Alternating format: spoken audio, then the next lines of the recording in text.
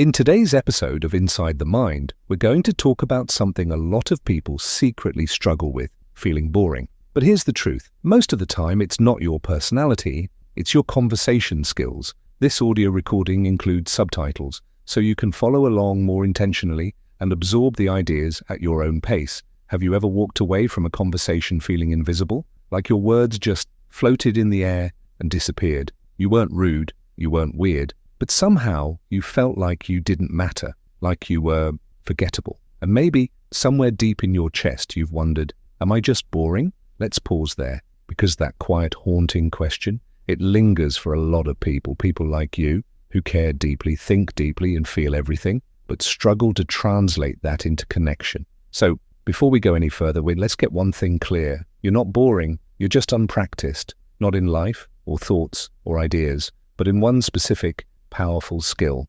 conversation.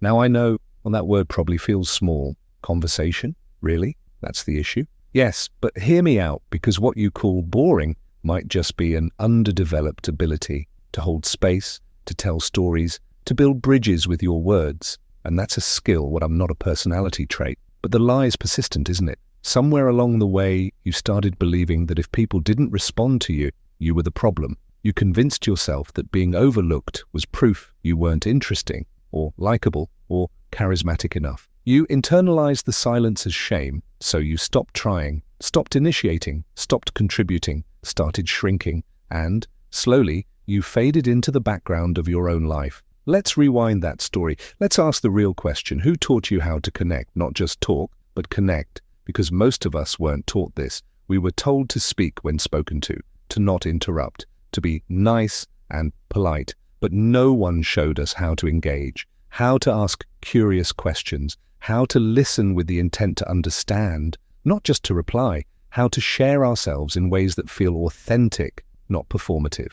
We weren't given tool, we were given silence, and then made to feel guilty when we didn't know what to do with it. So let me say this again, you're not boring, you just never got a blueprint, and that's not your fault. But now that you're here, it can be your responsibility, because conversation isn't magic, it's muscle. You build it, you stretch it, you work it out through practice. Every connection is a representative, every awkward silence, a set. And over time, with the right guidance, you start to learn that conversation isn't about dazzling people, it's about being present with them. So if you're feeling stuck, let's look at a few truths together, not to judge, not to shame, just to understand. Truth number one, you're probably trying too hard to sound interesting instead of being interested. Think about it. When you're in your head, wondering what to say next, you're not with the other person, you're with your fear. The magic happens when you shift your focus from trying to impress to being curious. Ask deeper questions, reflect what you hear.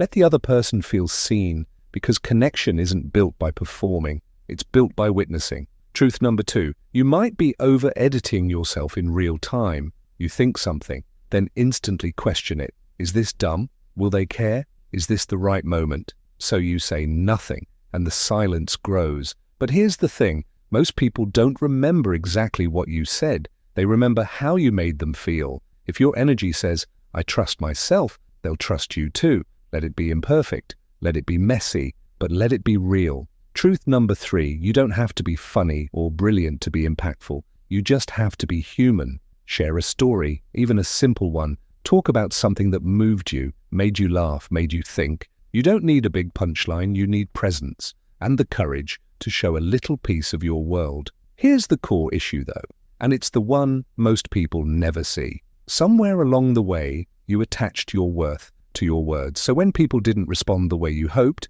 you took it as a verdict, a rejection, a quiet confirmation of your fear, and that fear began writing your identity. I'm not a people person.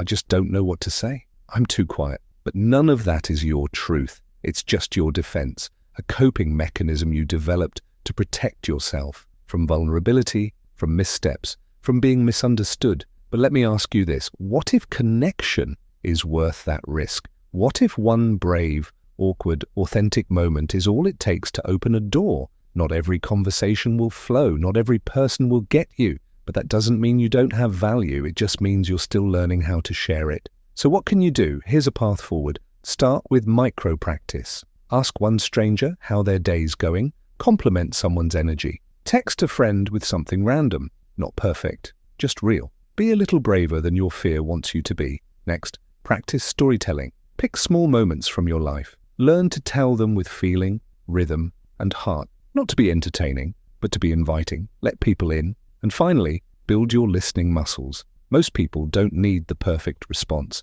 They need to feel heard. Repeat back what they say. Validate their emotions. Ask follow-up questions. Make the conversation about us, not just you. And when it still feels hard, pause, breathe. Remind yourself, this doesn't mean I'm boring. It just means I'm still unfolding, still learning, still brave enough to try. So here's where I leave you, not with a solution, but with a reflection. If you've ever felt like you disappear in a room full of people, maybe it's not that you're too quiet. Maybe it's that your voice is still learning to trust itself. Maybe your stories are waiting for your permission to be told. And maybe the people you've been looking for, the ones who will really see you and are out there, but they need you to speak up.